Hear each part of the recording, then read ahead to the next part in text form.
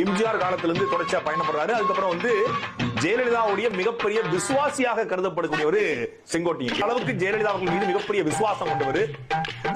ஜெயலலிதா விசுவாசம் தாண்டி அந்த பகுதியில மக்கள் செல்வாக்கு கொண்டவர். அதிமுக தவிர்க்க முடியாத ஒரு ஆளாக அவர் இருக்காரு. அப்ப அப்படிப்பட்ட ஒருத்தர் தாவேகாவை வெல்ல வைப்பதற்கோ இல்ல விஜயை வந்து வலு சேர்ப்பதற்கோ ஒரு கூட்டணியை உருவாக்கி ஒரு கட்சியை உருவாக்கி ஒரு இயக்கத்தை உருவாக்கி அதிமுக பிரிச்சுக்கிட்டு அங்க போய் சேருவார் அப்படின்னா வாய்ப்பே கிடையாது. முழுக்க சுயநலம். தான் தன்னுடைய தொகுதியில் சட்டமன்ற உறுப்பினராக இருக்கணும். அதுக்கு நான் எவன் கூடயும் சேருவேன்.